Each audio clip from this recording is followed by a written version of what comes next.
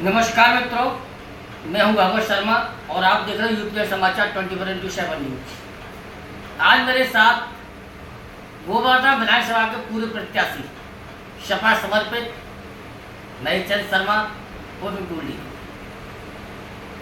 मैंने इनकी जितनी भी न्यूज देखी है ये ज़्यादातर सरकार को बरसते हैं।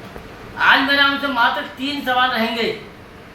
नंबर 1 कि अभी तक जब से आपकी सरकार आई और गई, मथुरा जिले में 5 सीट होती है, 5 में से एक भी सीट क्यों नहीं निकल पाई, क्या कारण? दूसरा ये रहेगा कि जो दूसरी पंचवर्षीय चली बीजेपी की, उससे पहले 2014 से पहले आपकी सरकार ने उत्तर प्रदेश में क्या क्या कार्य किए। और तीसरा मुख्य पॉइंट ये रहेगा कि अगर आपकी सरकार आती है तो आपकी जो पार्टी है वो जनता के लिए और समाज के लिए क्या करेंगी और किस प्रकार से करेंगी। मैं इसे पूछता हूँ, बात करूँगा इनसे। शर्मा जी को नमस्कार। आपके लिए मेरे को आपसे मात्र 3 क्वेश्चन मालूम करने हैं। सबसे पहला क्वेश्चन मेरा ये रहेगा कि अगर आप गोवर्धन विधानसभा से विधायकी का चुनाव जीतते हो तो अपनी विधानसभा के लिए आप क्या करेंगे, आपकी पार्टी क्या करेगी, जरा सूक्ष्म में बताएं आप। हमारे आपने ये चीज छेड़ी कि हम समाजवादी पार्टी से हमें टिकट मिलती है तो हम जीतते हैं और हम समाजवादी पार्टी के ये क्या करेंगे। समाजवादी पार्टी के विधायक होने के बाद और हमारी सत्ता आती है तो हम क्या करेंगे गोवर्धन तहसील के अंदर। पहली बात तो आपको एक चीज़ बता दें, सन 2012 में हमारी समाजवादी पार्टी, हमारे माननीय राष्ट्रीय अध्यक्ष श्री अखिलेश यादव मुख्यमंत्री बने। गोवर्धन और वृंदावन के अंदर आप लोगों से नहीं हम कह सकते, आप लोग स्वयं देखते हो और आप सब चीज़ के भारत के स्वयं सब चीज़ के देखने वाले हो, आप चैनल चला रहे हो, आपको सब चीज़ की नॉलेज है। तो ये आज गोवर्धन के अंदर परिक्रमा मार्ग हुआ या वृंदावन के अंदर हिंदीकरण हुआ, आज कहाँ से हुआ? हमारे माननीय राष्ट्रीय अध्यक्ष श्री अखिलेश यादव जी ने कराया। मैं जनता से भी कहना चाहता हूँ, कुछ गलतियाँ हमारी हुई हो नहीं कह सकते, पर हमारे समाजवादी पार्टी के जितने माननीय राष्ट्रीय अध्यक्ष श्री अखिलेश यादव जी ने मथुरा वृंदावन के लिए जितना विकास किया है, यहाँ से सीट नहीं निकली। आपने एक मुद्दा उठाया था कि 5 सीटों में से आज तक तुम्हारी एक सीट नहीं निकली।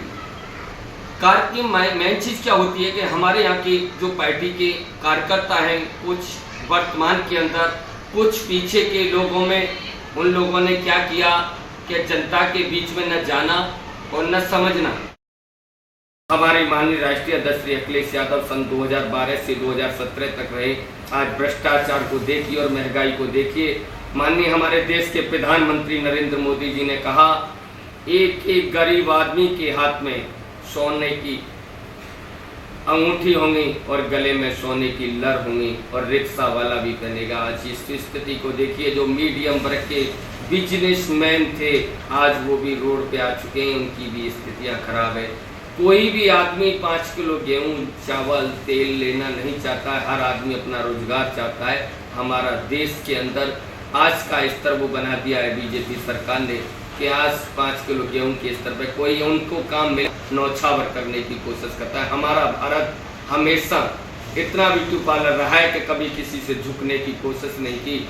हमारे नौजवान के, हमारे भारत के नौजवानों ने ये भी ताकत है कि 3 दिन भूखे वक्त करके और 3 दिन प्यास से भी जनता से लड़ सकते हैं। चीन से और पाकिस्तान से हमारा देश कभी किसी से मुर्दान नहीं रहा।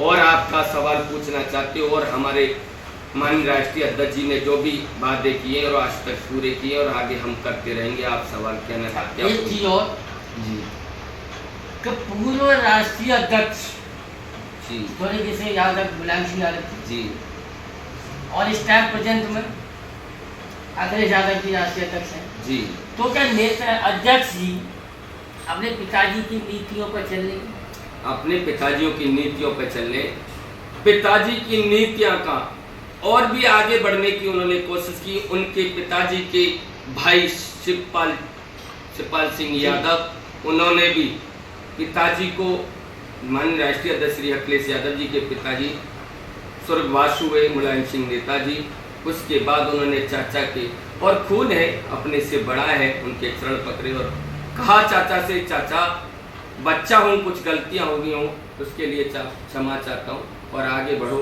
आज भाई पिताजी के नाम को हम नीचा दिखाने की कोशिश न हो हमारे भारत के अंदर। माननीय हमारे राष्ट्रीय अध्यक्ष और डिम्पल भाभी ने आगे कदम बढ़ाया, शिवपाल चाचा और परिवार को एक करने की कोशिश की और एक किया, और जनता से भी वो सब परिवार एक मानते और सभी जातियों को एक करके आगे बढ़ना चाहते। आज ये शब्द भी आपने कहा। दूसरा शब्द आप क्या पूछना चाहते हो? हमारे भारत के अंदर केवल जातवादियों का चुनाव, बीजेपी सरकार ने जातवादियों का चुनाव किया है। हमारे माननीय राष्ट्रीय अध्यक्ष और हमारे स्वर्गवास हो गए मुलायम सिंह यादव जी, श्री मुलायम सिंह यादव जी स्वर्गवास हो चुके हैं। उन्होंने भी हमेशा नीतियों पे, कथनी और करनी पे लड़ने की कोशिश की। बीजेपी कभी कथनी में न करनी में किसी भी गिनती करा दीजिए।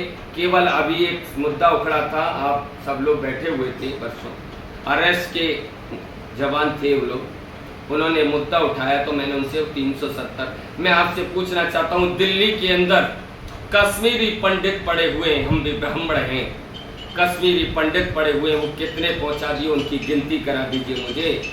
आप इसी मुद्दे को उखाड़ना चाहते हो। आज की स्थिति में हर जाति के अंदर आज आदमी इतना मजबूर हो चुका है कि वो जिंदे में न मरे में इतना मजबूर हो चुका है।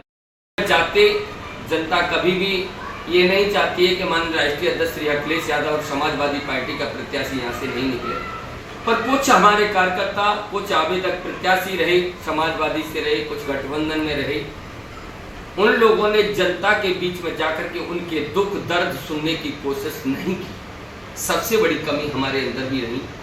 और हमारे माननीय राष्ट्रीय अध्यक्ष जी ने कभी यहाँ से सीट नहीं निकली, पर मथुरा जिले के लिए, ब्रजभूमि के लिए जितना विकास करने की कोशिश की वो हमेशा करते रहे और करते रहेंगे। और आज एक शब्द भी आपने छेड़ा कि आपकी सत्ता है और आप जीते, और गठबंधन में आज की गठबंधन में चुनाव है, सांसदी के तैयारी है, सब पार्टियां एक हैं। और हमारी पार्टी यूपी के अंदर सब पार्टियों ने हमारे माननीय राष्ट्रीय अध्यक्ष श्री अखिलेश यादव जी को पूरा यूपी का समर्थन कर दिया कि आप लोग, माननीय राष्ट्रीय अध्यक्ष श्री अखिलेश यादव जी को मैंने बना दिया कि आप लोग संभालिए। और इस तरह माननीय राष्ट्रीय अध्यक्ष श्री अखिलेश यादव और माननीय राष्ट्रीय अध्यक्ष श्री जयंत चौधरी, उन्होंने बीजेपी ने कितनी बार मुद्दे उठाए, और माननीय जयंत चौधरी साहब जो आज राज्यसभा के सांसद हैं, उनको मुद्दे उठाए बीजेपी ने, और बीजेपी हर आदमी को भड़काने की कोशिश करती है। माननीय हमारे जयंत चौधरी राष्ट्रीय अध्यक्ष लोक दल के, उन्होंने एक ही शब्द कहा कि मैं बहुत जिद्दी हूँ, मैं जो जबान दे देता हूँ तो कभी जबान से फेर बदल नहीं होता। वो भी एक क्षत्रिय हैं। उन्होंने, उनकी पत्नी ने भी कहा कि हम चौहन्नी नहीं है कि बल्द जाए।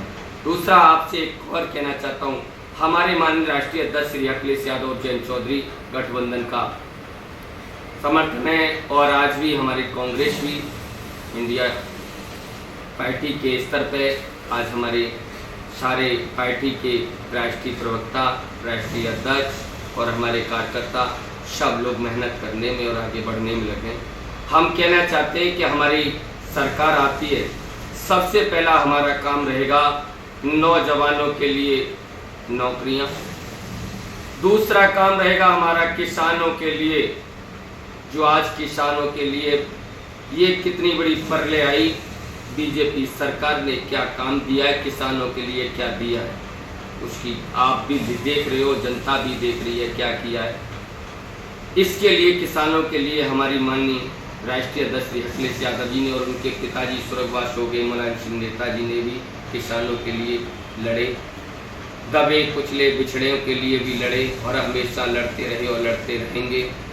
और हमारे माननीय राष्ट्रीय अध्यक्ष, उनके पुत्र, उनका खून आज भी सबके लिए लड़ रहा है और लड़ता रहेगा। और आपने एक शब्द और कहा।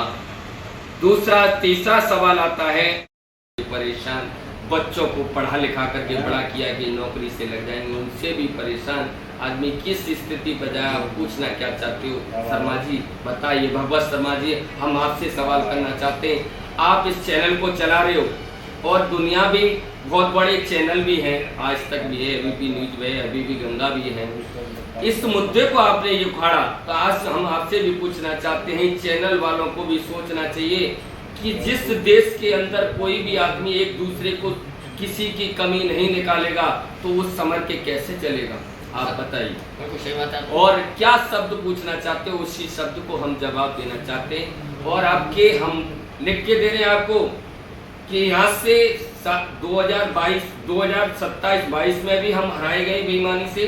2027 में समाजवादी की सरकार आएगी, समाजवादी लोकदल गठबंधन की सरकार आएगी। जब हम तुम्हें दिखाएंगे और केंद्र में हमारी इंडिया पार्टी की सरकार बनी, हम बताएंगे कितने नौजवान माननीय हमारे राष्ट्रीय अध्यक्ष श्री अखिलेश यादव जी ने और जयंत चौधरी ने कितनी बार मुद्दा उखाड़ा। जब हमारे देश के प्रधानमंत्री नरेंद्र मोदी जी ने कहा था सन 2014 में कि सिलेंडर कितने का, उसके भी ऊपर लोगों ने मुद्दा उठाया, नहीं समझ में आई। दूसरी लाभ ये भी कहा था हमारे देश के प्रधानमंत्री जी ने कि हम हर साल 1 करोड़ बच्चे लगाएंगे। मैं आपसे कहना चाहता हूँ आज 10 साल केंद्र के अंदर हो गई, प्रदेश के अंदर 7 साल होने जा रही हैं।